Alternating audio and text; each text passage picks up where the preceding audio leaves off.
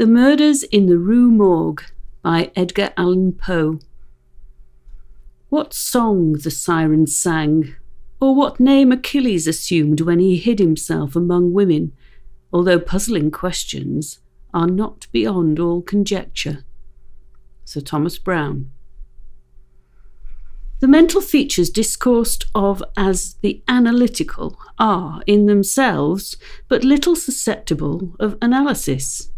We appreciate them only in their effects. We know of them, among other things, that they are always to their possessor, when inordinately possessed, a source of the liveliest enjoyment. As the strong man exults in his physical ability, delighting in such exercises as call his muscles into action, so glories the analyst in that moral activity which disentangles.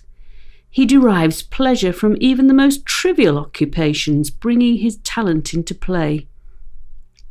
He is fond of enigmas, of conundrums, of hieroglyphics, exhibiting in his solutions of each a degree of acumen which appears to the ordinary apprehension preternatural. His results, brought about by the very soul and essence of method, have, in truth, the whole air of intuition. The faculty of resolution is possibly much invigorated by mathematical study, and especially by that highest branch of it which, unjustly, and merely on account of its retrograde operations, has been called, as if par excellence, analysis. Yet to calculate is not in itself to analyse.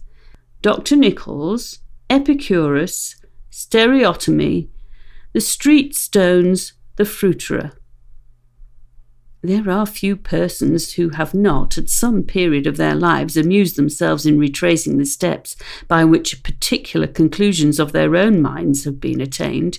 The occupation is often full of interest, and he who attempts it for the first time is astonished by the apparently illimitable distance and incoherence between the starting point and the goal. What, then, must have been my amazement when I heard the Frenchman speak what he had just spoken, and when I could not help acknowledging that he had spoken the truth. He continued, "We had been talking of horses, if I remember right, just before leaving the Rue C. This was the last subject we discussed. As we crossed into this street, a fruiterer with a large basket upon his head, brushing quickly past us, thrust you upon a pile of paving stones collected at a spot where the causeway is undergoing repair.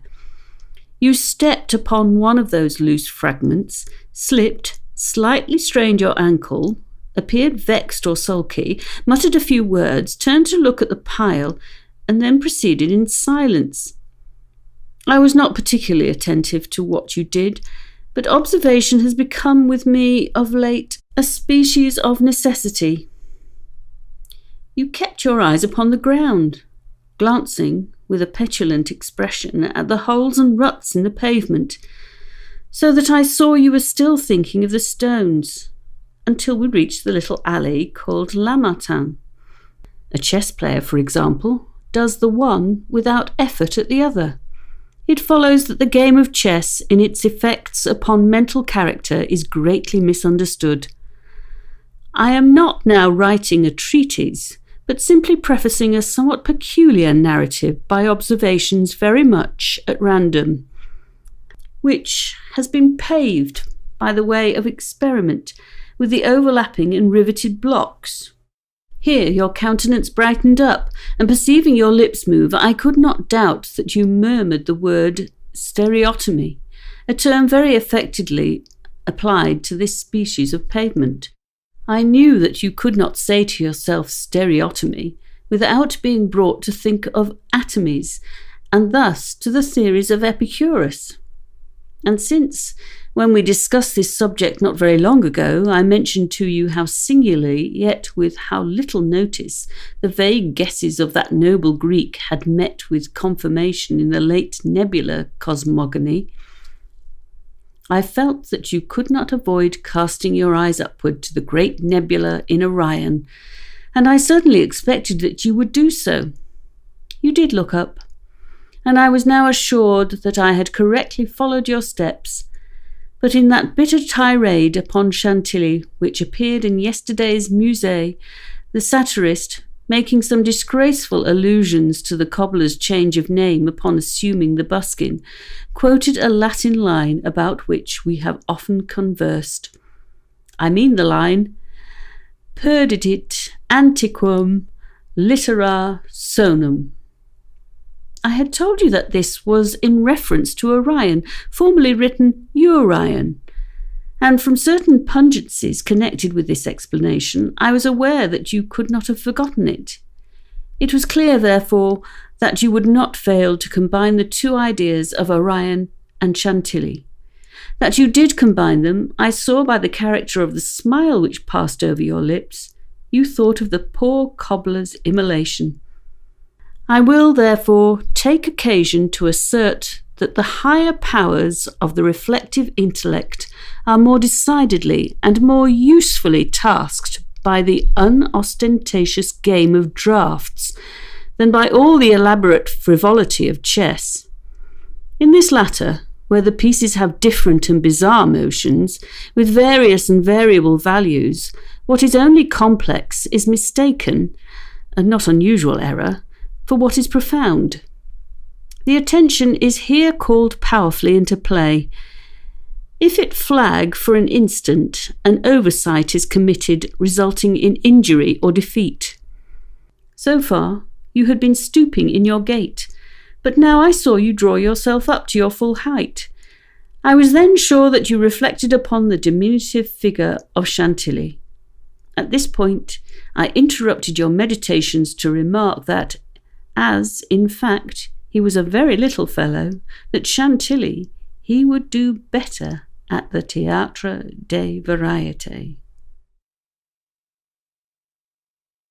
The possible moves being not only manifold but involute, the chances of such oversights are multiplied, and in 9 cases out of 10 it is the more concentrative rather than the more acute player who conquers.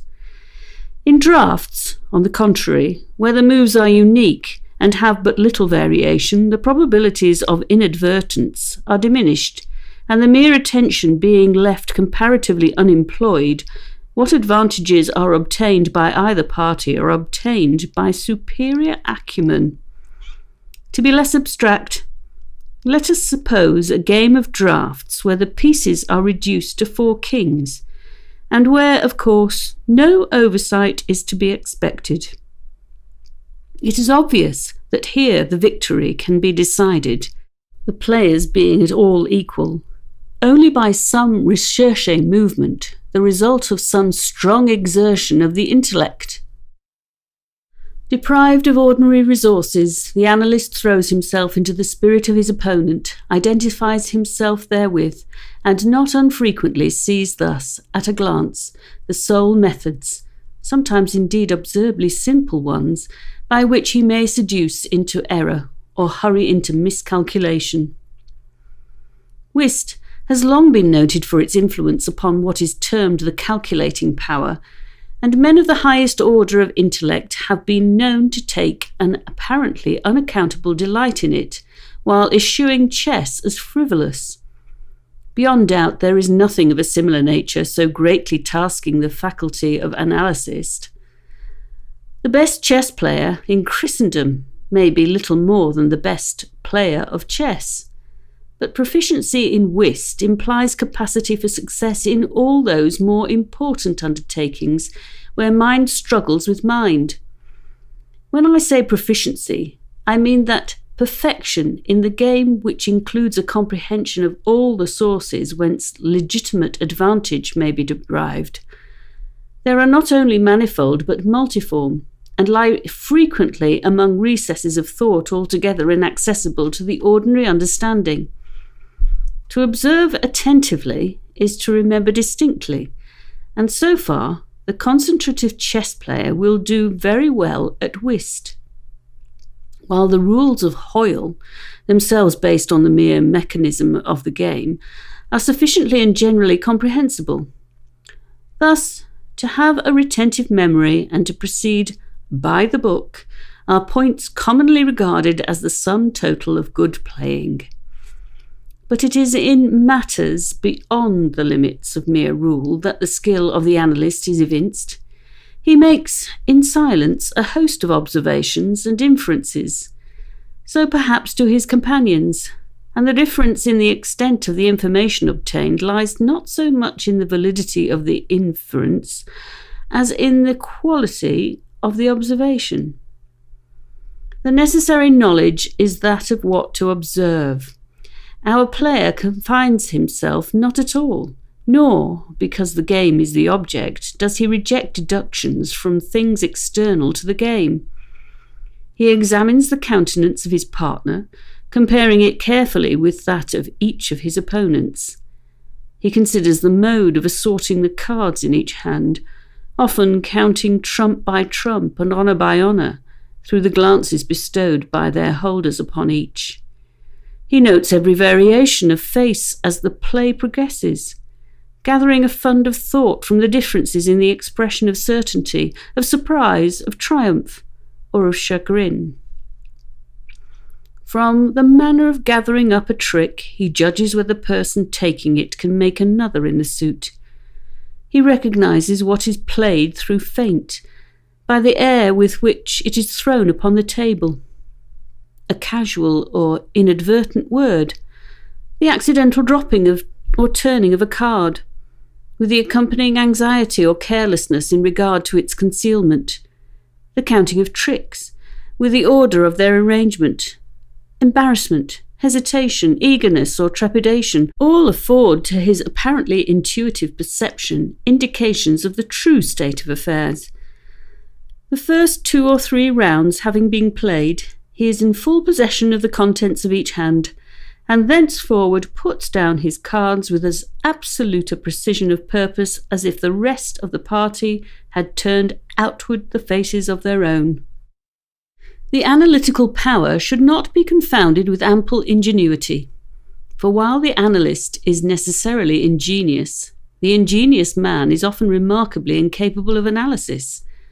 The constructive or combining power by which ingenuity is usually manifested, and to which the phrenologists, I believe erroneously, have assigned a separate organ, supposing it a primitive faculty, has been so frequently seen in those whose intellect bordered otherwise upon idiocy as to have attracted general observation among writers on morals. Between ingenuity and the analytic ability there exists a difference far greater indeed than that between the fancy and the imagination, but of a character very strictly analogous. It will be found, in fact, that the ingenious are always fanciful, and the truly imaginative never otherwise than analytic. The narrative which follows will appear to the reader somewhat in the light of a commentary upon the propositions just advanced. Residing in Paris during the spring and part of the summer of 18, I there became acquainted with a Monsieur C. Auguste Dupin. This young gentleman was of an excellent, indeed of an illustrious family, but a variety of untoward events had been reduced to such poverty that the energy of his character succumbed beneath it, and he ceased to bestir himself in the world or to care for the retrieval of his fortunes. By courtesy of his creditors, there still remained in his possession a small remnant of his patrimony, and upon the income arising from this, he managed, by means of a rigorous economy, to procure the necessaries of life without troubling himself about its superfluities. Books, indeed, were his sole luxuries, and in Paris these are easily obtained. Our first meeting was at an obscure library in the Rue Montmartre, where the accident of our both being in search of the same very rare and very remarkable volume brought us into closer communion. We saw each other again and again. I was deeply interested in the little family history which he detailed to me with all that candour which a Frenchman indulges whenever mere self is his theme. I was astonished, too, at the vast extent of his reading, And above all, I felt my soul enkindled within me by the wild fervour and the vivid freshness of his imagination. Seeking in Paris the objects I then sought, I felt that the society of such a man would be to me a treasure beyond price, and this feeling I frankly confided to him. It was at length arranged that we should live together during my stay in the city, and as my worldly circumstances were somewhat less embarrassed than his own, I was permitted to be at the expense of renting and furnishing in a style which suited the rather fantastic gloom of our common temper. A time-eaten and grotesque mansion, long deserted through superstitions into which we did not inquire, and tottering to its fall in a retired and desolate portion of the Faubourg Saint-Germain. Had the routine of our life at this place been known to the world, we should have been regarded as madmen, although perhaps as madmen of a harmless nature. Our seclusion was perfect. We admitted no visitors. Indeed, the locality of our retirement had been carefully kept a secret from my own former associates. And it had been many years since Dupin had ceased to know or be known in Paris. We existed within ourselves alone. I was a freak of fancy in my friend, for what else shall I call it? To be enamoured of the night for her own sake, and into this bizarrerie, as into all his others, I quietly fell, giving myself up to his wild whims with a perfect abandon. The sable divinity would not herself dwell with us always, but we could counterfeit her presence. At the first dawn of the morning, we closed all the messy shutters of our old building, lighting a couple of tapers, which, strongly perfumed, threw out only the ghastliest and feeblest of rays. By the aid of these, we then busied our souls in dreams, reading, writing, or conversing, until warned by the clock of the advent of the true darkness. Then we sallied forth into the streets, arm in arm, continuing the topics of the day, or roaming far and wide until a late hour, seeking, amid the wild lights and shadows of the populous city, that infinity of mental excitement which quiet observation can afford. At such times I could not help remarking and admiring, although from his rich ideality I had been prepared to expect it, a peculiar analytic ability in Dupin. He seemed to take an eager delight in its exercise, if not exactly in its display, and did not hesitate to confess the pleasure thus derived. He boasted to me, with a low chuckling laugh, that most men, in respect to himself, wore windows in their bosoms, and was wont to follow up such assertions by direct and very startling proofs of his intimate knowledge of my own. His manner at these moments was frigid and abstract. His eyes were vacant in expression, while his voice, usually a rich tenor, rose into a treble, which would have sounded petulantly but for the deliberateness and entire distinctness of the enunciation. Observing him in these moods, I often dwelt meditatively upon the old philosophy of the bipart soul, and amused myself with the fancy of a double Dupin, the creative and the resolvent. Let it not be supposed from what I have just said that I am detailing any mystery or penning any romance. What I have described in the Frenchman was merely the result of an excited, or perhaps a diseased intelligence. But of the character of his remarks at the periods in question, an example will best convey the idea. We were strolling one night down a long dirty street in the vicinity of the Palais Royal. Being both apparently occupied with thought, neither of us had spoken a syllable for 15 minutes at least. All at once, Dupin broke forth with these words: "He's a very little fellow, that's true, and would do better for the Theatre des Variétés." "There can be no doubt of that," I replied unwittingly, and not at first observing, so much had I been absorbed in reflection, the extraordinary manner in which the speaker had chimed in with my meditations. In an instant afterward I recollected myself, and my astonishment was profound. "Dupin," said I gravely, "this is beyond my comprehension. I do not hesitate to say that I am amazed and can scarcely credit my senses. How was it possible you should know I was thinking of—" Here I paused to ascertain beyond a doubt whether he really knew of whom I thought. "Of Chantilly," said he. "Why do you pause? You were remarking to yourself that his diminutive figure unfitted him for tragedy." This was precisely what had formed the subject of my reflections. Chantilly was a quondam cobbler of the Rue Saint-Denis, who, becoming stage mad, had attempted the role of Xerxes in Crebillon's tragedy so-called, and had been notoriously pasquinaded for his pains. "Tell me, for heaven's sake," I exclaimed, "the method, if method there is, by which you have been enabled to fathom my soul in this matter. In fact, I was even more startled than I would have been willing to express." "It was the fruiterer," replied my friend, "who brought you to the conclusion that the mender of souls was not of sufficient height for Xerxes, et id genus omne." "The fruiterer? You astonish me. I know no fruiterer whomsoever." "The man who ran up against you as we entered the street. It may have been 15 minutes ago?" I now remembered that, in fact, a fruiterer carrying upon his head a large basket of apples had nearly thrown me down, by accident, as we passed from the Rue C into the thoroughfare where we stood. But what this had to do with Chantilly, I could not possibly understand. "There was not a particle of the charlatanerie about Dupin. I will explain," he said, "and that you may comprehend all clearly.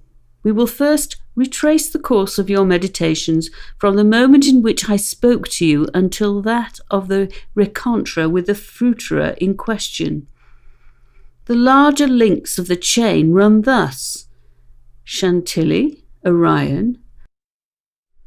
Not long after this, we were looking over an evening edition of the Gazette des Tribunaux, when the following paragraphs arrested our attention. "Extraordinary murders. This morning, about 3 o'clock, the inhabitants of the Quartier Saint-Roch were aroused from sleep by a succession of terrific shrieks issuing apparently from the 4th story of a house in the Rue Morgue, known to be in the sole occupancy of one Madame L'Espanaye and her daughter Mademoiselle Camille L'Espanaye. After some delay, occasioned by a fruitless attempt to procure admission in the usual manner, the gateway was broken in with a crowbar, and 8 or 10 of the neighbours entered, accompanied by 2 gendarmes. By this time the cries had ceased, but as the party rushed up the first flight of stairs, 2 or more rough voices in angry contention were distinguished, and seemed to proceed from the upper part of the house. As the second landing was reached, these sounds also had ceased, and everything remained perfectly quiet. The party spread themselves and hurried from room to room. Upon arriving at a large black chamber in the 4th story, Madame L'Espanaye had some property, had opened an account with his banking house in the spring of the year, 8 years previously, made frequent deposits in small sums, had checked for nothing until the 3rd day before her death, when she took out in person the sum of 4,000 francs. This sum was paid in gold, and a clerk went home with the money.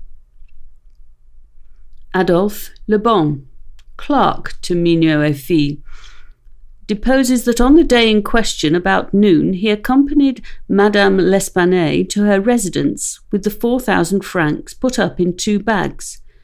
Upon the door being opened, Mademoiselle L. appeared and took from his hands one of the bags, while the old lady relieved him of the other. He then bowed and departed. Did not see any person in the street at the time. It is a by-street, very lonely. William Bird, tailor, deposes that he was one of the party who entered the house, is an Englishman, has lived in Paris 2 years, was one of the first to ascend the stairs, the door of which, being found locked, with the key inside, was forced open. Heard the voices in contention. The gruff voice was that of a Frenchman. Could make out several words, but cannot now remember all. Heard distinctly sacre and mon Dieu. There was a sound at the moment as if of several persons struggling, a scraping and scuffling sound. The shrill voice was very loud, louder than the gruff one. Is sure that it was not the voice of an Englishman.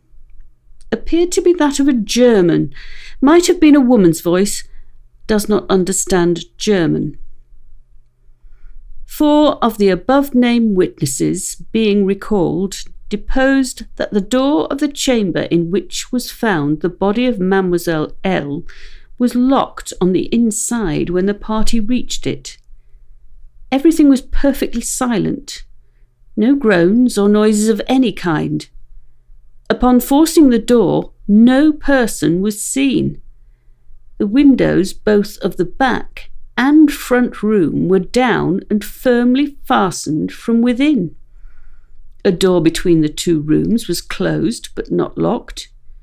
The door leading from the front room into the passage was locked, with the key on the inside. A spectacle presented itself which struck everyone present, not less with horror. A small room in the front of the house, on the 4th story, at the head of the passage, was open, the door being ajar. This room was crowded with old beds, boxes, and so forth. These were carefully removed and searched. There was not an inch of any portion of the house which was not carefully searched. Sweeps were sent up and down the chimneys. The house was a 4-story one, with garrets, mansards. A trapdoor on the roof was nailed down very securely, did not appear to have been opened for years. The time elapsing between the hearing of the voices in contention and the breaking open of the room door was variously stated by the witnesses. Some made it as short as 3 minutes, some as long as 5. The door was opened with difficulty. Alfonso Garcio, undertaker, deposes that he resides in the Rue Morgue, is a native of Spain, was one of the party who entered the house, did not proceed upstairs, is nervous and was apprehensive of the consequences of agitation, heard the voices in contention, and with astonishment. The gruff voice was that of a Frenchman, could not distinguish what was said. The shrill voice was that of an Englishman, is sure of this, does not understand the English language, but judges by the intonation. Alberto Montani, confectioner, deposes that he was among the first to ascend the stairs, heard the voices in question. The gruff voice was that of a Frenchman, distinguished several words. The speaker appeared to be expostulating, could not make out the words of the shrill voice, spoke quick and unevenly, thinks it the voice of a Russian, corroborates the general testimony, is an Italian, never conversed with a native of Russia. Several witnesses recalled here testify that the chimneys of all the rooms on the 4th story were too narrow to admit the passage of a human being. By sweeps were meant cylindrical sweeping brushes such as are employed by those who clean chimneys. These brushes were passed up and down every flue in the house. There is no back passage by which anyone could have descended while the party proceeded upstairs. The body of Mademoiselle L'Espanaye was so firmly wedged in the chimney that it could not be got down until 4 or 5 of the party united their strength.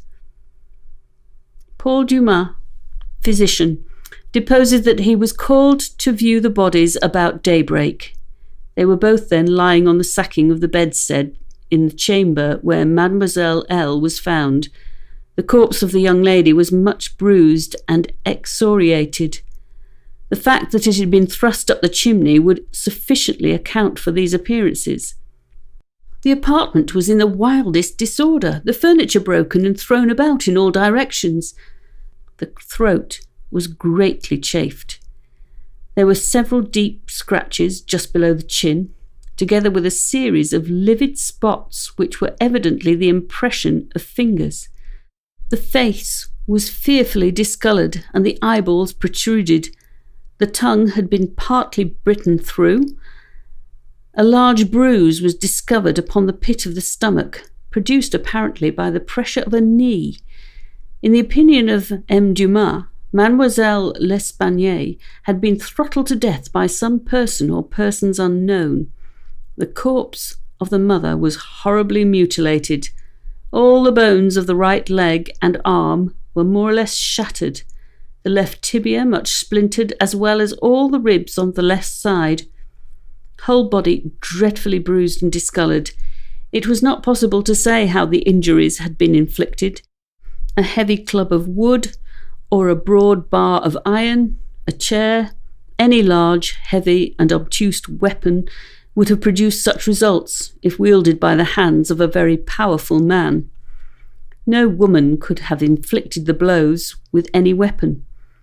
The head of the deceased, when seen by witness, was entirely separated from the body, and was also greatly shattered. The throat had evidently been cut with some very sharp instrument, probably with a razor. Alexandre Etienne, surgeon, was called with M. Dumas to view the bodies, corroborated the testimony and the opinions of M. Dumas. Nothing farther of importance was elicited, although several other persons were examined. A murder so mysterious and so perplexing in all its particulars was never before committed in Paris. There was only one bedstead, and from this the bed had been removed and thrown into the middle of the floor, if indeed a murder has been committed at all. The police are entirely at fault. An unusual occurrence in affairs of this nature. There is not, however, the shadow of a clue apparent. The evening edition of the paper stated that the greatest excitement still continued in the Quartier Saint-Roch, that the premises in question had been carefully researched and fresh examinations of witnesses instituted, but all to no purpose.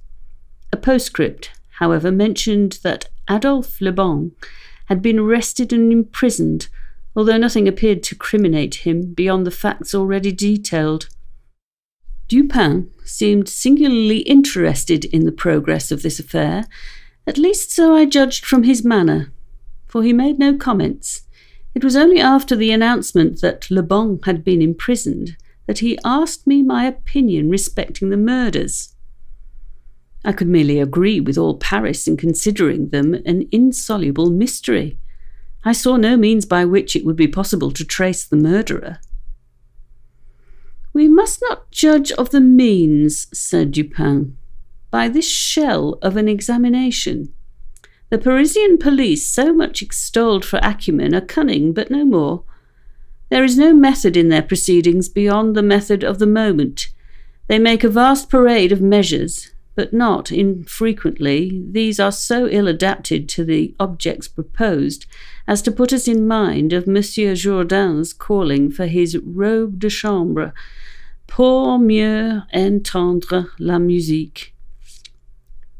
The results attained by them are not unfrequently surprising, but, for the most part, are brought about by simple diligence and activity.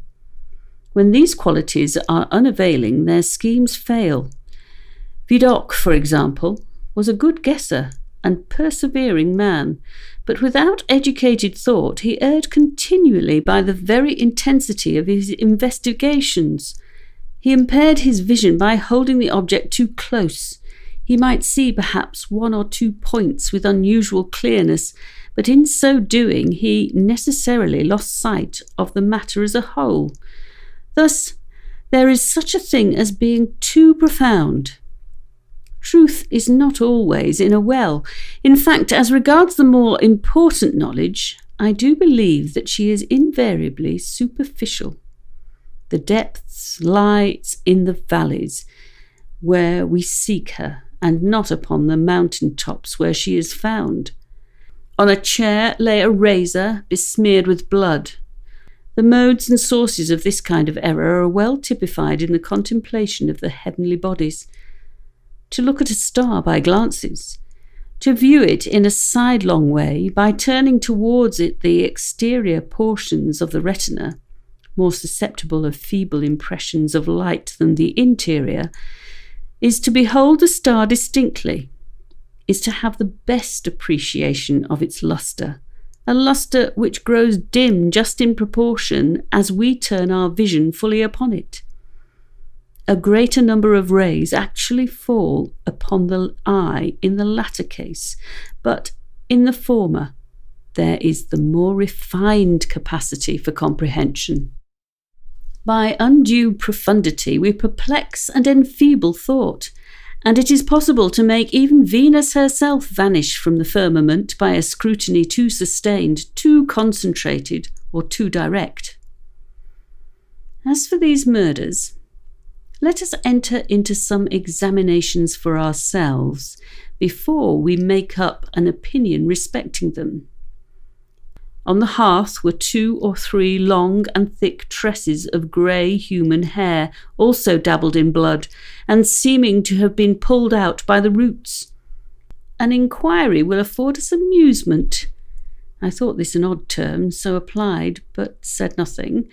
And besides, Le Bon once rendered me a service for which I am not ungrateful. We will go and see the premises with our own eyes. I know G, the prefect of police, and shall have no difficulty in obtaining the necessary permission. The permission was obtained, and we proceeded at once to the Rue Morgue. This is one of the most miserable thoroughfares which intervene between the Rue Richelieu and the Rue Saint-Roch. It was late in the afternoon when we reached it, as this quarter is at a great distance from that in which we resided. The house was readily found, for there were still many persons gazing up at the closed shutters with an objectless curiosity from the opposite side of the way. It was an ordinary Parisian house, with a gateway on one side of which was a glazed watch-box, with a sliding panel in the window, indicating a log de concierge. Before going in, we walked up the street, turned down an alley, and then again turning, passed in the rear of the building. Dupin, meanwhile, examining the whole neighbourhood, as well as the house, with a minuteness of attention for which I could see no possible object. Upon the floor were found 4 Napoleons, an earring of topaz, 3 large silver spoons, 3 smaller of metal d'Alger, and 2 bags containing nearly 4,000 francs in gold. The drawers of a bureau which stood in one corner were open and had been apparently rifled, although many articles still remained in them. A small iron safe was discovered under the bed, not under the bedstead. It was open, with the key still in the door. It had no contents beyond a few old letters and other papers of little consequence. Of Madame L'Espanaye no traces were seen here, but an unusual quantity of soot being observed in the fireplace, a search was made in the chimney, and, horrible to relate, the corpse of the daughter, head downward, was dragged therefrom, it having been forced up the narrow aperture for a considerable distance. The body was quite warm. Upon examining it, many excoriations were perceived, no doubt occasioned by the violence with which it had been thrust up and disengaged. Upon the face were many severe scratches, and upon the throat dark bruises and deep indentations of fingernails, as if the deceased had been throttled to death.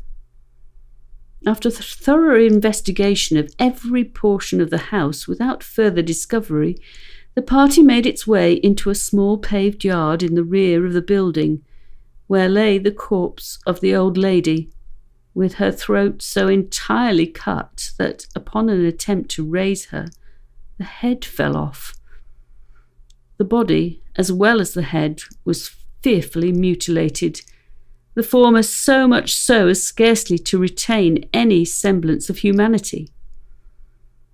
To this horrible mystery there is not as yet, we believe, the slightest clue. The next day's paper had these additional particulars. The tragedy in the Rue Morgue. Many individuals have been examined in relation to this most extraordinary and frightful affair. The word affair has not yet, in France, that levity of import which it conveys with us. But nothing whatever has transpired to throw light upon it. We give below all the material testimony elicited. Pauline Dubourg, laundress, disposes that she has known both the deceased for 3 years, having washed for them during that period. The old lady and her daughter seemed on good terms, very affectionate towards each other. They were excellent pay. Could not speak in regard to their mode or means of living. Believed that Madame L. told fortunes for a living. Was reputed to have money put by. Never met any persons in the house when she called for the clothes or took them home. Was sure that they had no servant in employ. There appeared to be no furniture in any part of the building except in the 4th story. Pierre Moreau, tobacconist, deposes that he had been in the habit of selling small quantities of tobacco and snuff to Madame L'Espanaye for nearly 4 years. Was born in the neighbourhood and has always resided there. The deceased and her daughter had occupied the house in which the corpses were found for more than 6 years. It was formerly occupied by a jeweller who underlet the upper rooms to various persons. The house was the property of Madame L. She became dissatisfied with the abuse of the premises by her tenant and moved into them herself, refusing to let any portion. The old lady was childish. Witness had seen the daughter some 5 or 6 times during the 6 years. The two lived an exceedingly retired life, were reputed to have money, had heard it said among the neighbours that Madame L. told fortunes, did not believe it, had never seen any person enter the door except the old lady and her daughter, a porter once or twice, and a physician some 8 or 10 times. Many other persons, neighbours, gave evidence to the same effect. No one was spoken of as frequenting the house. It was not known whether there were any living connections of Madame L. and her daughter. The shutters of the front windows were seldom opened. Those in the rear were always closed, with the exception of the large back room, 4th story. The house was a good house, not very old. Isidore Musset, gendarme, deposes that he was called to the house about 3 o'clock in the morning and found some 20 or 30 persons at the gateway endeavouring to gain admittance. Forced it open, at length, with a bayonet, not with a crowbar. Had but little difficulty in getting it open on account of its being a double or folding gate, and bolted neither at the top or the bottom. The shrieks were continued until the gate was forced, and then suddenly ceased. They seemed to be screams of some person, or persons, in great agony, were loud and drawn out, not short and quick. Witness led the way upstairs. Upon reaching the first landing, heard 2 voices in loud and angry contention, the one a gruff voice, the other much shriller. A very strange voice. Could distinguish some words of the former, which was that of a Frenchman. Was positive that it was not a woman's voice. Could distinguish the words sacre and diable. The shrill voice was that of a foreigner. Could not be sure whether it was the voice of a man or of a woman. Could not make out what was said, but believed the language to be Spanish. The state of the room and of the bodies was described by this witness as we described them yesterday. Henri Duval, a neighbour, and by trade a silversmith, deposes that he was one of the party who first entered the house, corroborates the testimony of Musée in general. As soon as they forced an entrance, they reclosed the door to keep out the crowd, which collected very fast, notwithstanding the lateness of the hour. The shrill voice, this witness thinks, was that of an Italian, was certain it was not French, could not be sure that it was a man's voice. It might have been a woman's, was not acquainted with the Italian language, could not distinguish the words, but was convinced by the intonation that the speaker was an Italian. Knew Madame L. and her daughter, had conversed with both frequently, was sure that the shrill voice was not that of either of the deceased. Odenheimer, restaurateur. This witness volunteered his testimony.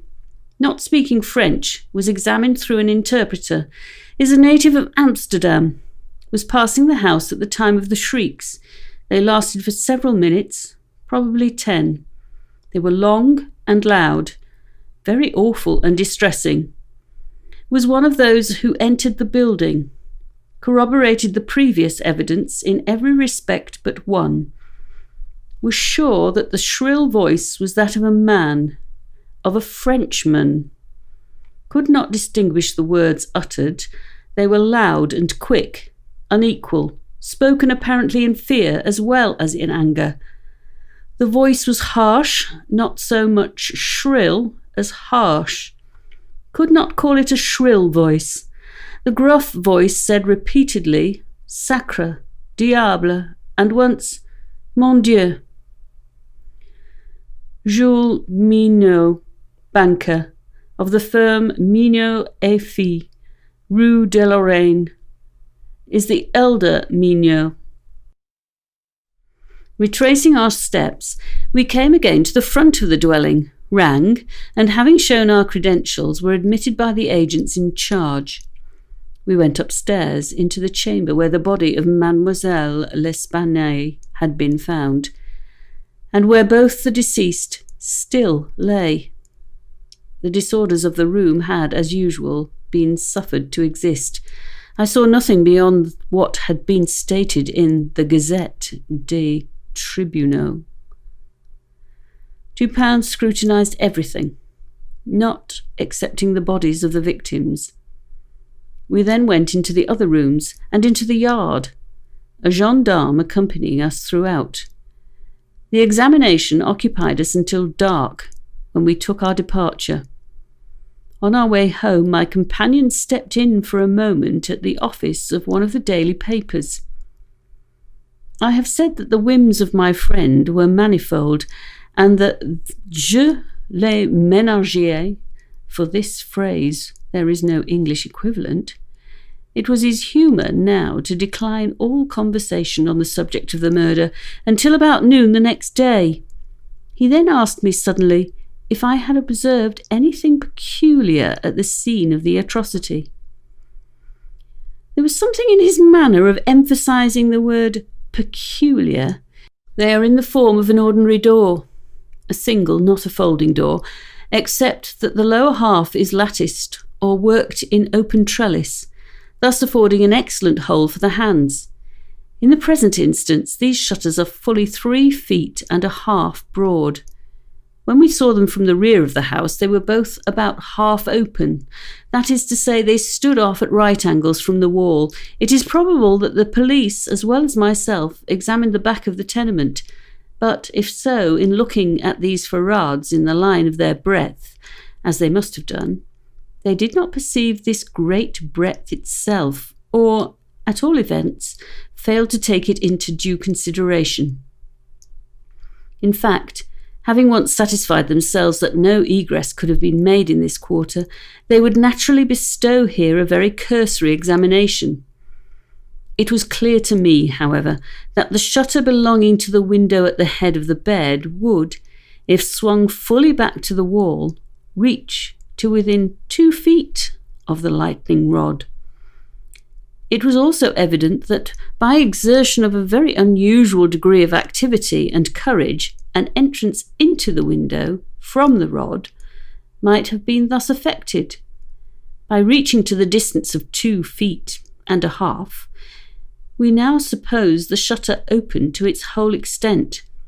A robber might have taken a firm grasp upon the trellis work, letting go, then, his hold upon the rod, placing his feet securely against the wall, and springing boldly from it, he might have swung the shutter so as to close it, and if we imagine the window open at the time, might even have swung himself into the room.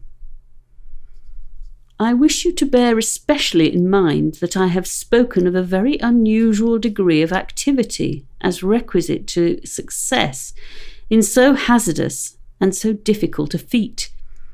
It is my design to show you first that the thing might possibly have been accomplished, but secondly, which caused me to shudder without knowing why. And chiefly, I wish to impress upon your understanding the very extraordinary, the almost preternatural character of that agility which could have accomplished it.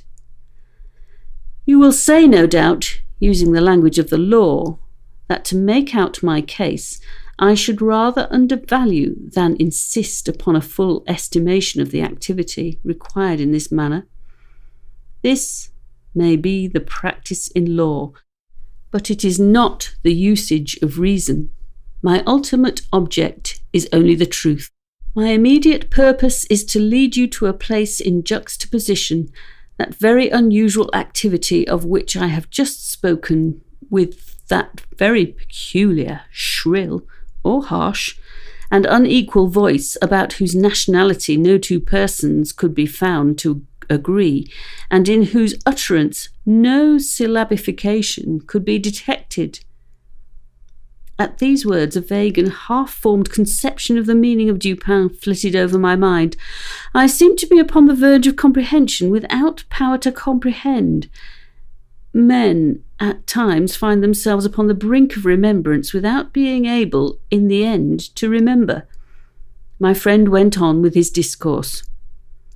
You will see, he said, that I have shifted the question from the mode of egress to that of ingress. It was my design to convey the idea that both were effected in the same manner, at the same point. Let us now revert to the interior of the room. Let us survey the appearances here. The drawers of the bureau, it is said, had been rifled, although many articles of apparel still remained within them. The conclusion here is absurd. It is a mere guess, a very silly one, and no more.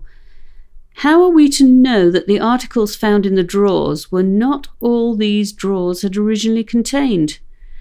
Madame L'Espanaye and her daughter lived an exceedingly retired life, saw no company, seldom went out, had little use for numerous changes of habiliment.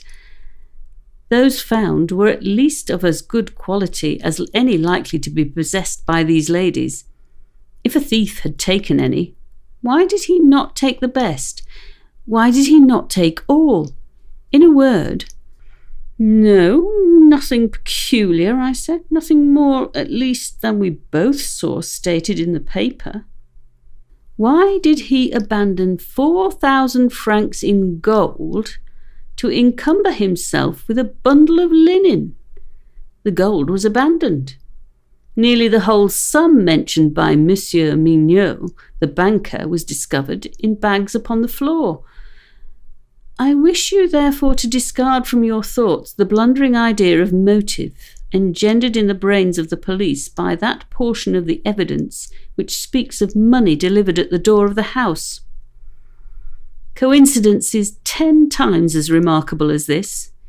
The delivery of the money, and murder committed within 3 days upon the party receiving it, happened to all of us every hour of our lives, without attracting even momentary notice.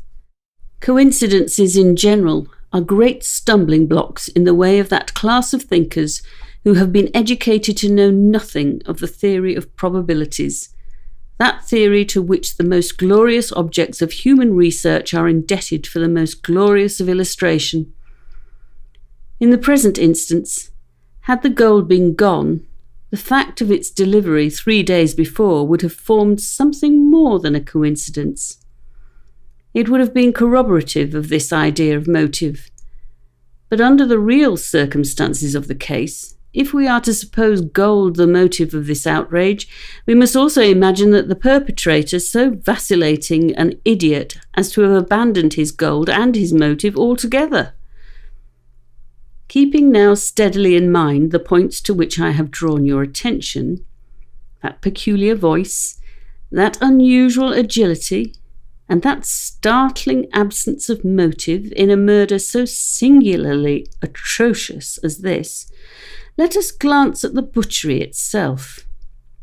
Here is a woman strangled to death by manual strength and thrust up a chimney head downward. The Gazette, he replied, has not entered, I fear, into the unusual horror of the thing. But dismiss the idle opinions of this print. It appears to me that this mystery is considered insoluble for the very reason which should cause it to be regarded as easy of solution. I mean for the outre character of its features. The police are confounded by the seeming absence of motive, not for the murder itself, but for the atrocity of the murder. Ordinary assassins employ no such modes of murder as this. Least of all do they dispose of the murdered. In the manner of thrusting the corpse up the chimney, you will admit that there was something excessively outre, something altogether irreconcilable with our common notions of human action, even when we suppose the actors the most depraved of men. Think, too, how great must have been that strength which could have thrust the body up such an aperture so forcibly that the united vigour of several persons was found barely sufficient to drag it down. They are puzzled, too, by the seeming impossibility of reconciling the voices heard in contention with the facts that no one was discovered upstairs but the assassinated Mademoiselle L'Espanaye, and that there were no means of egress without the notice of the party ascending. The wild disorder of the room, the corpse thrust with head downward up the chimney, the frightful mutilation of the body of the old lady, these considerations with those just mentioned, and others which I need not mention, have sufficed to paralyse the powers by putting completely at fault the boasted acumen of the government agents. They have fallen into the gross but common error of confounding the unusual with the abstruse. But it is by these deviations from the plane of the ordinary that reason feels its way, if at all, in its search for the true.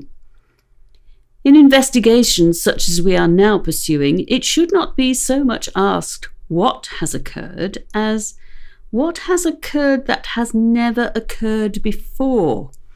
In fact, the facility with which I shall arrive, or have arrived, at the solution of this mystery is in the direct ratio of its apparent insolubility in the eyes of the police. I stared at the speaker in mute astonishment. I am now awaiting, continued he, looking toward the door of our apartment, I am now awaiting a person who, although perhaps not the perpetrator of these butcheries, must have been in some measure implicated in their perpetration. Of the worst portion of the crimes committed, it is probable that he is innocent. I hope that I am right in this supposition, for upon it I build my expectation of reading the entire riddle. I look for the man here, in this room, every moment. It is true that he may not arrive, but the probability is that he will. Should he come, it will be necessary to detain him. Here are pistols, and we both know how to use them when occasion demands their use. I took the pistols, scarcely knowing what I did or believing what I heard, while Dupin went on very much as if in a soliloquy. I have already spoken of his abstract manner at such times. His discourse was addressed to myself, but his voice, although by no means loud, had that intonation which is commonly employed in speaking to someone at a great distance. His eyes, vacant in expression, regarded only the wall. That the voices heard in contention, he said, by the party upon the stairs were not the voices of the women themselves was fully proved by the evidence. This relieves us of all doubt upon the question whether the old lady could have first destroyed the daughter and afterward have committed suicide. I speak of this point chiefly for the sake of method, for the strength of Madame L'Espanaye would have been utterly unequal to the task of thrusting her daughter's corpse up the chimney as it was found, and the nature of the wounds upon her own person entirely preclude the idea of self-destruction. Murder, then, has been committed by some third party, and the voices of this third party were those heard in contention. Let me now advert, not to the whole testimony respecting these voices, but what was peculiar in that testimony. Did you observe anything peculiar about it? I remarked that while all the witnesses agreed in supposing the gruff voice to be that of a Frenchman, there was much disagreement in regard to the shrill, or, as one individual termed it, the harsh voice. That was the evidence itself, said Dupin, but it was not the peculiarity of the evidence. You have observed nothing distinctive, yet there was something to be observed. The witnesses, as you remark, agreed about the gruff voice. They were here unanimous. But in regard to the shrill voice, the peculiarity is not that they disagreed, but that while an Italian, an Englishman, a Spaniard, a Hollander, and a Frenchman attempted to describe it, each one spoke of it as that of a foreigner. Each is sure that it was not the voice of one of his own countrymen. Each likens it not to the voice of an individual of any nation with whose language he is conversant, but the converse. The Frenchman supposed it the voice of a Spaniard, and might have distinguished some words had he been acquainted with the Spanish. The Dutchman maintains it to have been that of a Frenchman, but we find it stated that, not understanding French, this witness was examined through an interpreter. The Englishman thinks it the voice of a German, and does not understand German. The Spaniard is sure that it was that of an Englishman, but judges by the intonation altogether, as he has no knowledge of English. The Italian believes it the voice of a Russian, but has never conversed with a native of Russia. A second Frenchman differs, moreover, with the first, and is positive that the voice was that of an Italian, but not being cognizant of that tongue is, like the Spaniard, convinced by the intonation. Now, how strangely unusual must that voice have really been, about which such testimony as this could have been elicited, in whose tones even denizens of the 5 great divisions of Europe could recognise nothing familiar. You will say that it might have been the voice of an Asiatic, of an African. Neither Asiatics nor Africans abound in Paris, but without denying the inference, I will now merely call your attention to 3 points. The voice is termed by one witness harsh rather than shrill. It is represented by 2 others to have been quick and unequal. No words, no sounds resembling words, were by any witness mentioned as distinguishable. I know not, continued Dupin, what impression I may have made so far upon your own understanding, but I do not hesitate to say that legitimate deductions, even from this portion of the testimony, the portion respecting the gruff and shrill voices, are in themselves sufficient to engender a suspicion which should give direction to all farther progress in the investigation of the mystery. I said, legitimate deductions are the sole proper ones, and that the suspicion arises inevitably from them as the single result. What the suspicion is, however, I will not say just yet. I merely wish you to bear in mind that, with myself, it was sufficiently forcible to give a definite form, a certain tendency, to my inquiries in the chamber. Let us now transport ourselves in fancy to this chamber. What shall we first seek here? The means of egress employed by the murderers? It is not too much to say that neither of us believe in preternatural events. Madame and Mademoiselle L'Espanaye were not destroyed by spirits. The doers of the deed were material and escaped materially. Then how? Fortunately, there is but one mode of reasoning upon that point, and that mode must lead us to a definite decision. Let us examine each by each the possible means of egress.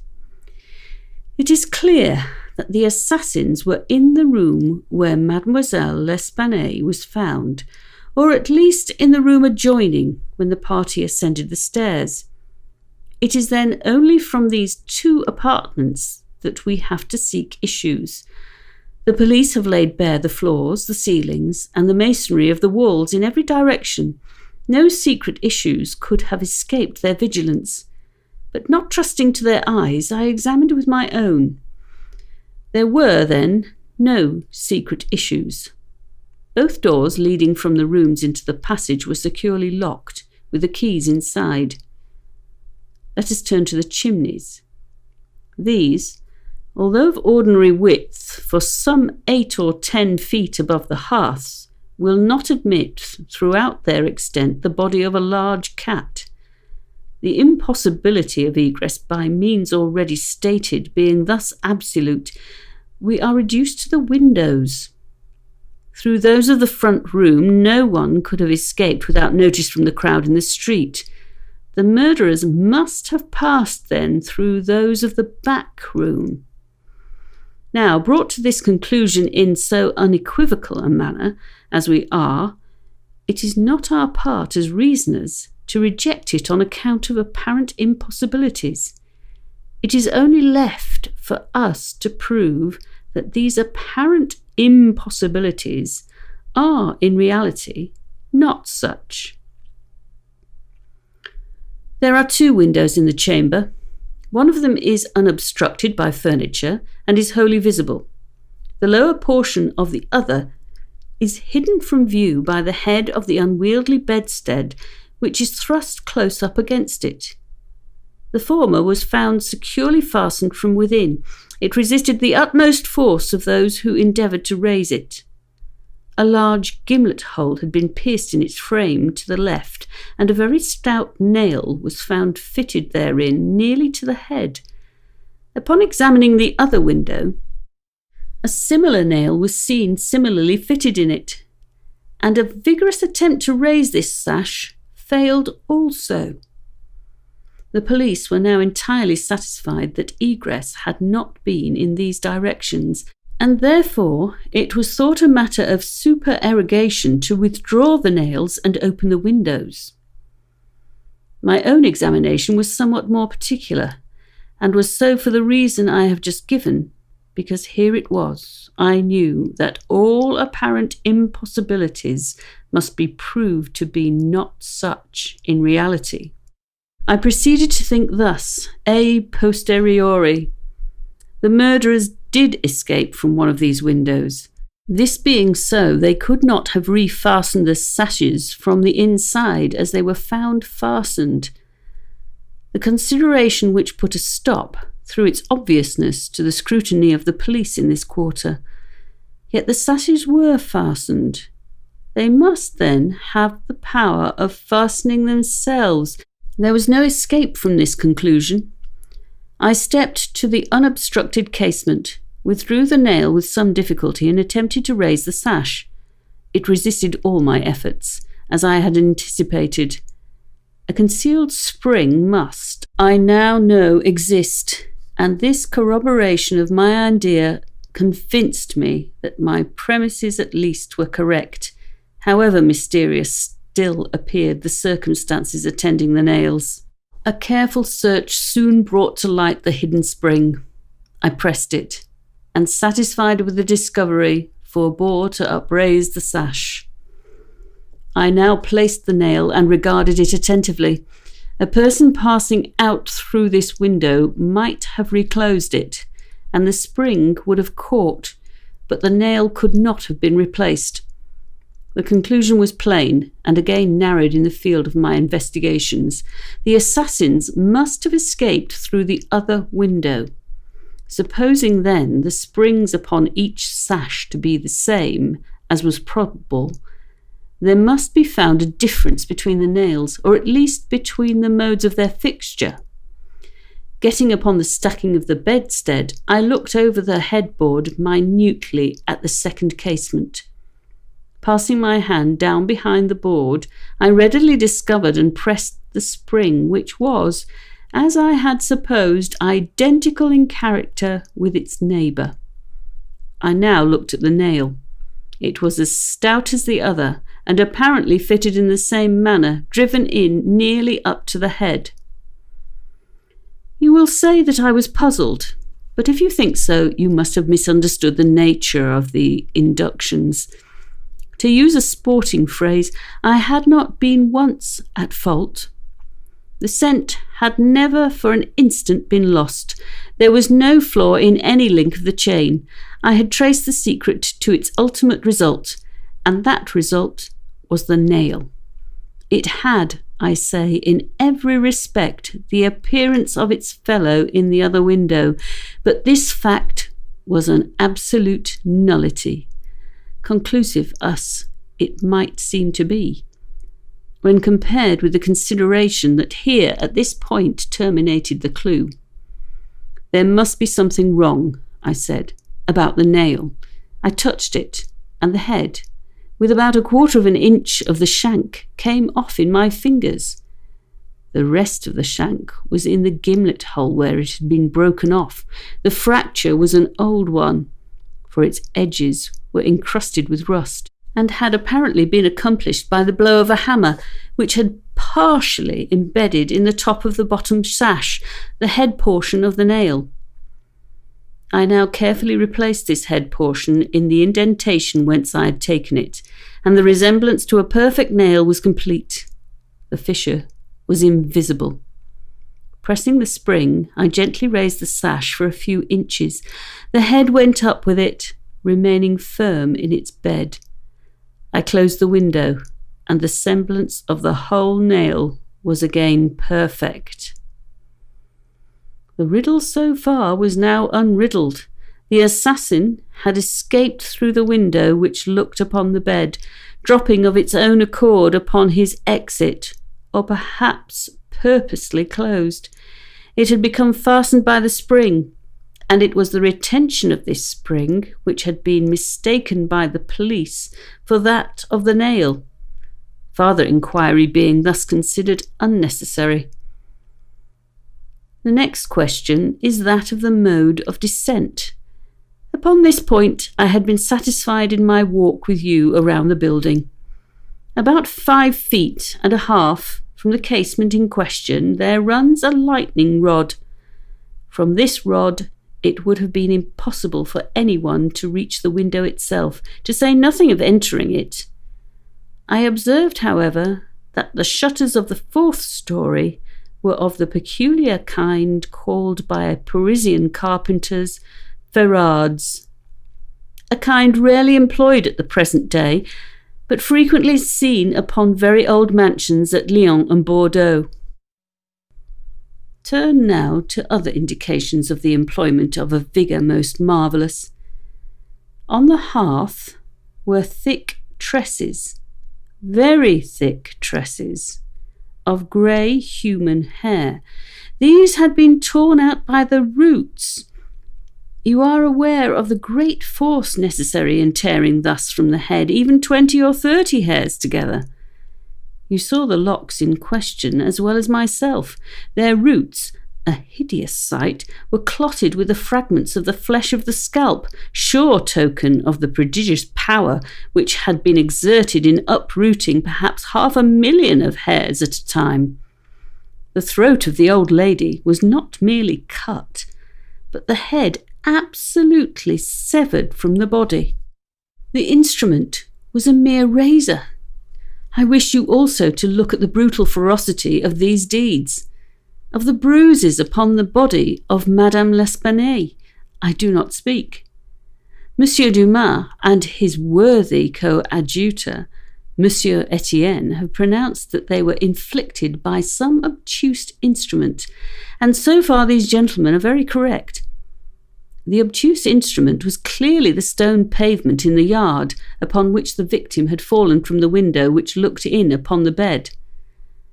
This idea, however simple it may seem now, escaped the police for the same reason that the breadth of the shutters escaped them, because, by the affair of the nails, their perceptions had been hermetically sealed against the possibility of the windows having ever been opened at all. The sailor's face flushed up as if he were struggling with suffocation. He started to his feet and grasped his cudgel, but the next moment he fell back into his seat, trembling violently, and with the countenance of death itself. He spoke not a word. I pitied him from the bottom of my heart. "My dear friend," said Dupin in a kind tone, "you are alarming yourself unnecessarily. You are indeed. We mean you no harm whatever. I pledge you the honour of a gentleman and of a Frenchman that we intend you no injury. I perfectly well know that you are innocent of the atrocities in the Rue Morgue. It will not do, however, to deny that you are in some measure implicated in them. From what I have already said, you must know that I have had means of information about this matter, means of which you could never have dreamed. Now the thing stands thus. You have done nothing which you could have avoided, nothing, certainly, which renders you culpable. You are not even guilty of robbery, when you might have robbed with impunity. You have nothing to conceal. You have no reason for concealment. On the other hand, you are bound by every principle of honour to confess all you know. An innocent man is now imprisoned, charged with that crime of which you can point out the perpetrator." The sailor had recovered his presence of mind in a great measure while Dupin uttered these words, but his original boldness of bearing was all gone. "So help me God," said he, after a brief pause, "I will tell you all I know about this affair, but I do not expect you to believe one half I say. I would be a fool indeed if I did. Still, I am innocent, and I will make a clean breast if I die for it." What he stated was, in substance, this. He had lately made a voyage to the Indian archipelago. A party of which he formed one landed at Borneo and passed into the interior on an excursion of pleasure. Himself and a companion had captured the orangutan. This companion dying, the animal fell into his own exclusive possession.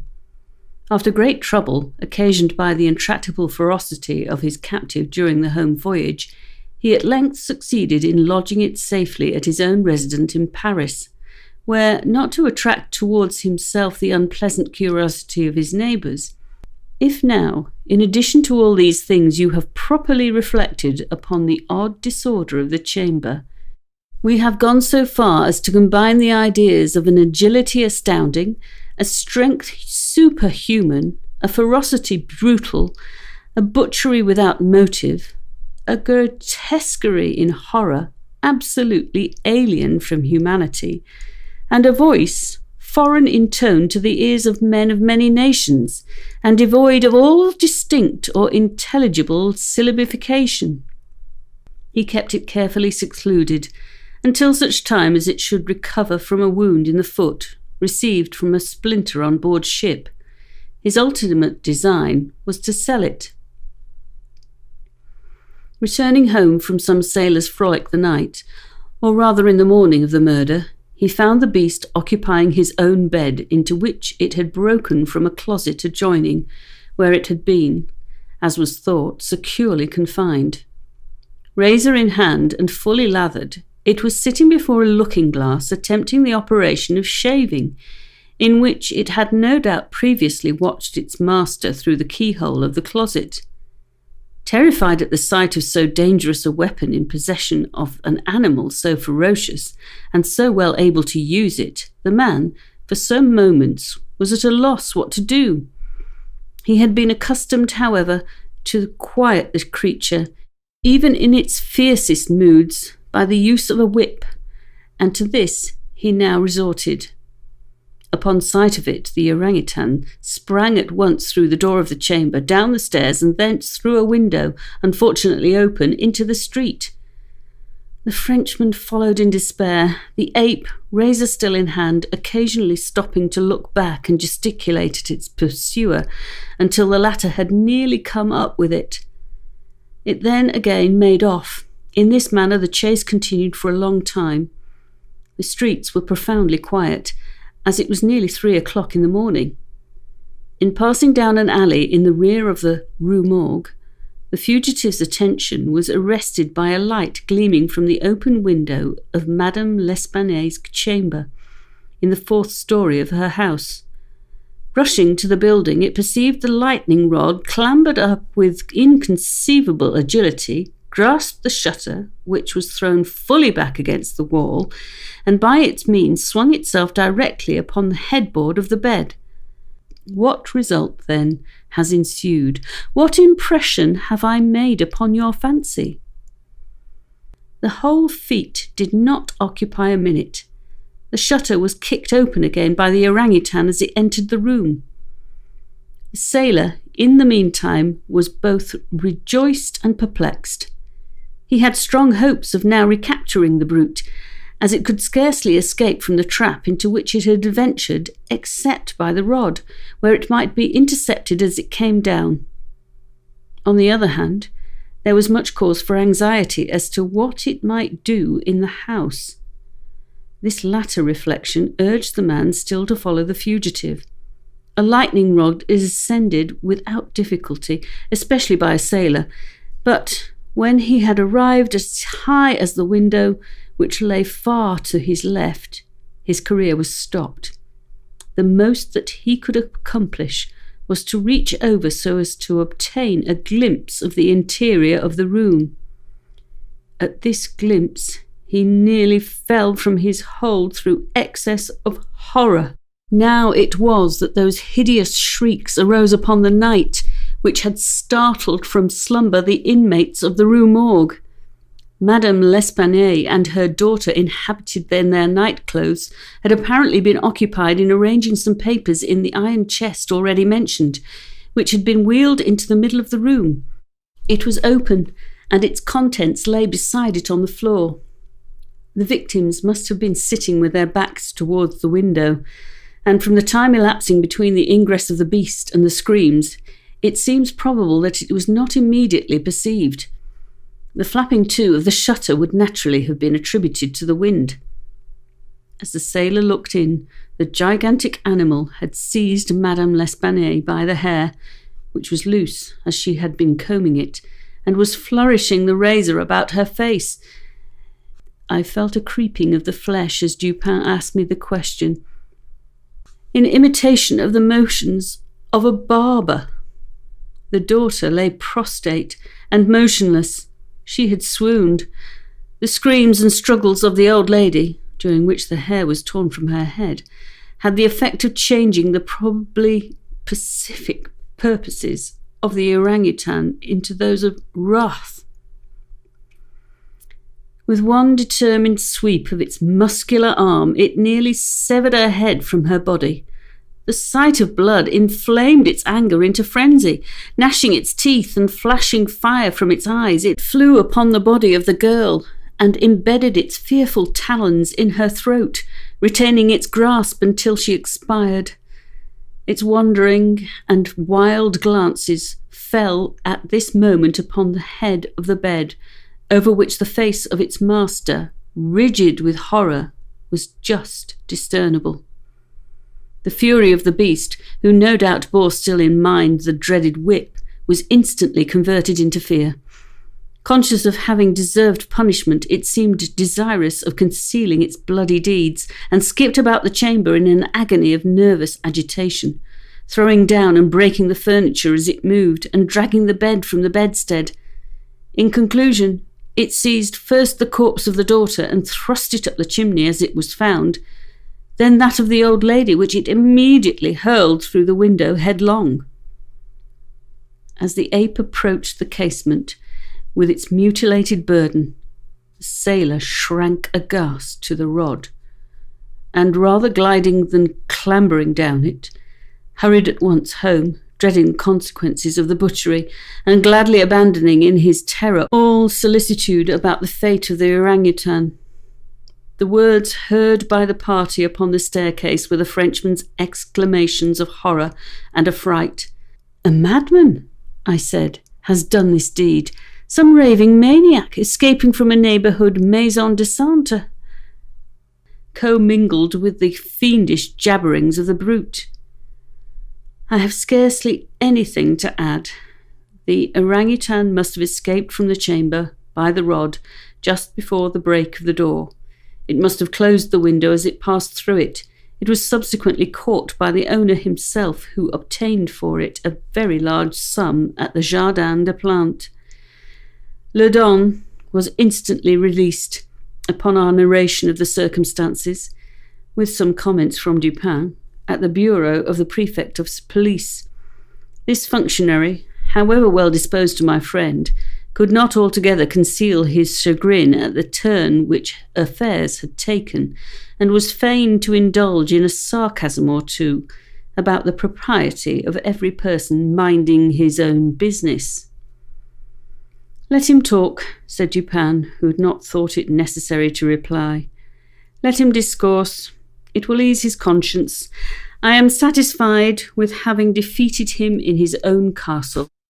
Nevertheless, that he failed in the solution of this mystery is by no means that matter for wonder which he supposes it. In some respects," he replied, "your idea is not irrelevant, but the voices of madmen, even in their wildest paroxysms, are never found to tally with that peculiar voice heard upon the stairs. Madmen are of some nation, and their language, however incoherent in its words, has always the coherence of syllabification. For, in truth, our friend the prefect is somewhat too cunning to be profound. In his wisdom is no stamen. It is all head and no body, like the pictures of the goddess Laverna, or at best, all head and shoulders like a codfish. But he is a good creature after all. I like him, especially for one master stroke of cant by which he has attained his reputation for ingenuity. I mean the way he has de nier ce qui est et d'expliquer ce qui n'est pas. Rousseau, Nouvelle Héloïse.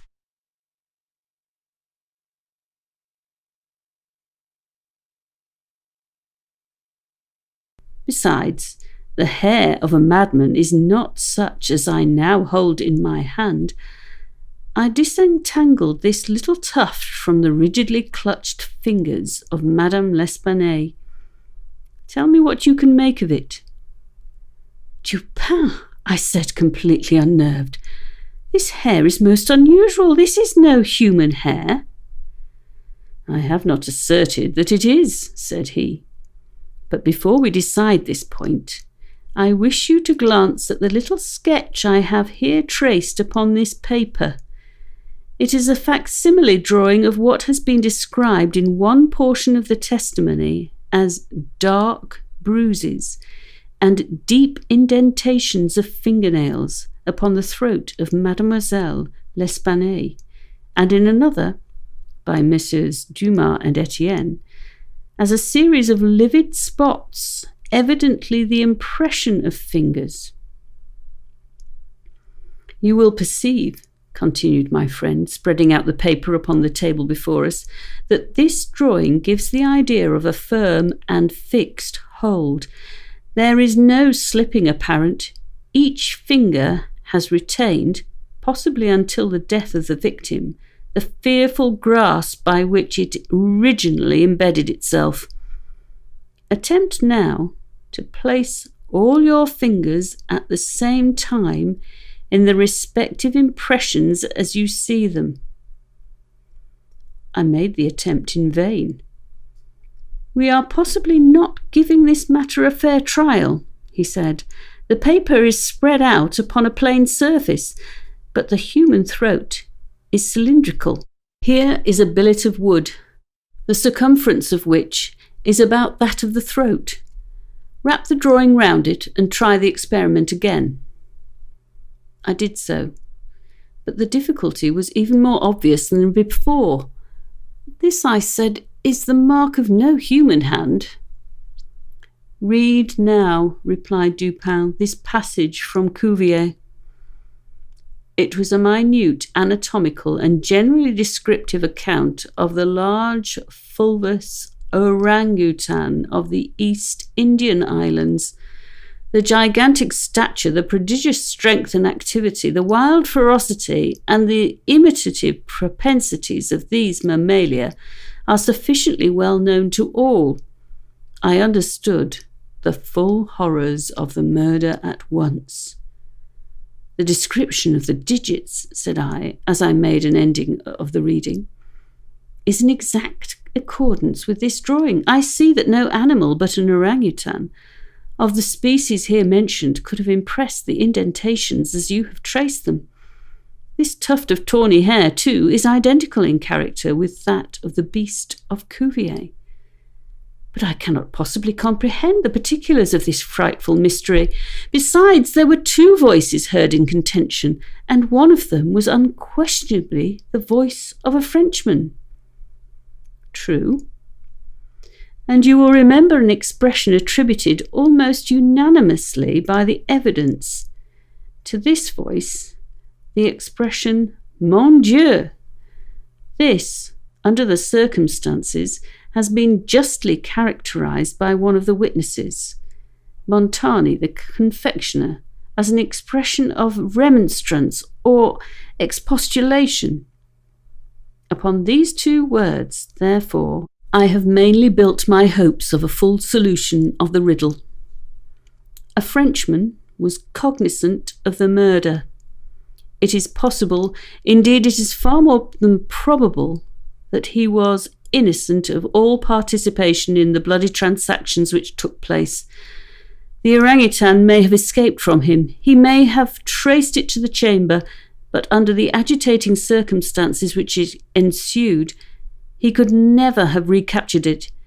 It is still at large. I will not pursue these guesses, for I have no right to call them more, since the shades of reflection upon which they are based are scarcely of sufficient depth to be appreciable by my own intellect, and since I could not pretend to make them intelligible to the understanding of another. We will call them guesses, then, and speak of them as such.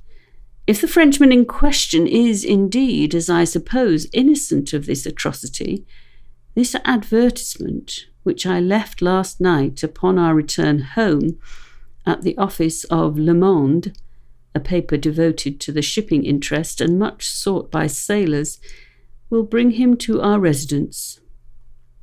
He handed me a paper, and I read thus: "Caught in the Bois de Boulogne, early in the morning of the the morning of the murder, a very large tawny orangutan of the Bornese species.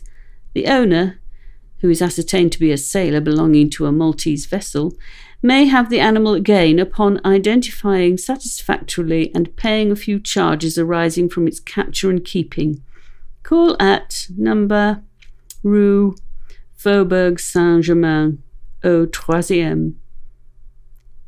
How was it possible, I asked, that you should know the man to be a sailor and belonging to a Maltese vessel? I do not know it, said Dupin. I am not sure of it. Here, however, is a small piece of ribbon, which from its form and from its greasy appearance has evidently been used in tying the hair in one of those long queues of which sailors are so fond. Moreover, this knot is one which few besides sailors can tie, and is peculiar to the Maltese. I picked the ribbon up at the foot of the lightning rod. It could not have belonged to either of the deceased. Now, if after all I am wrong in my inductions from this ribbon, that the Frenchman was a sailor belonging to a Maltese vessel, still I can have done no harm in saying what I did in the advertisement. If I am in error, he will merely suppose that I have been misled by some circumstance into which he will not take the trouble to inquire. But if I am right, a great point is gained. Cognizant, although innocent of the murder, the Frenchman will naturally hesitate about replying to the advertisement, about demanding the orangutan. He will reason thus: I am innocent, I am poor, my orangutan is of great value, to one in my circumstances a fortune of itself. Why should I lose it through idle apprehensions of danger? Here it is, within my grasp. It was found in the Bois de Boulogne, at a vast distance from the scene of that butchery. How can it ever be suspected that a brute beast should have done the deed? The police are at fault. They have failed to procure the slightest clue. Should they even trace the animal, it would be impossible to prove me cognizant of the murder, or to implicate me in guilt on account of that cognizance. Above all, I am known. The advertiser designates me as the possessor of the beast. I am not sure to what limit his knowledge may extend. Should I avoid claiming a property of so great value, which it is known that I possessed, I will render the animal at least liable to suspicion. It is not my policy to attract attention either to myself or to the beast. I will answer the advertisement, get the orangutan, and keep it close until this matter has blown over. At this moment, we heard a step on the stairs. Be ready, said Dupin, with your pistols, but neither use them nor show them until at a signal from myself. The front door of the house had been left open, and the visitor had entered without ringing, and advanced several steps upon the staircase. Now, however, he seemed to hesitate. Presently we heard him descending. Dupin was moving quickly to the door, when we again heard him coming up. He did not turn back a second time, but stepped up with decision and rapped at the door of our chamber. "Come in," said Dupin in a cheerful and hearty tone. A man entered. He was a sailor, evidently a tall, stout, and muscular-looking person with a certain daredevil expression of countenance, not altogether unprepossessing. His face, greatly sunburnt, was more than half hidden by whisker and mustachio. He had with him a huge oaken cudgel, but appeared to be otherwise unarmed. He bowed awkwardly and bade us "Good evening" in French accents, which, although somewhat Neufchâtelish, were still sufficiently indicative of a Parisian origin. "Sit down, my friend," said Dupin. "I suppose you have called about the orangutan. Upon my word, I almost envy you the possession of him. A remarkably fine and no doubt a very valuable animal. How old do you suppose him to be?" The sailor drew a long breath, with the air of a man relieved of some intolerable burden, and then replied in an assured tone, "I have no way of telling, but he can't be more than 4 or 5 years old. Have you got him here?" "Oh, no, we had no conveniences for keeping him here. He is at a livery stable in the Rue du Bourg, just by. You can get him in the morning. Of course, you are prepared to identify the property?" "To be sure I am, sir." "I shall be sorry to part with him," said Dupin. "I don't mean that you should be at all this trouble for nothing, sir," said the man. "Couldn't expect it. I'm very willing to pay a reward for the finding of the animal. That is to say, anything in reason." "Well," replied my friend, "that is all very fair, to be sure. Let me think. What should I have? Oh, I will tell you. My reward shall be this. You shall give me all the information in your power about these murders in the Rue Morgue." Dupin said the last words in a very low tone and very quietly. Just as quietly, too, he walked toward the door, locked it, and put the key in his pocket. He then drew a pistol from his bosom and placed it without the least flurry upon the table.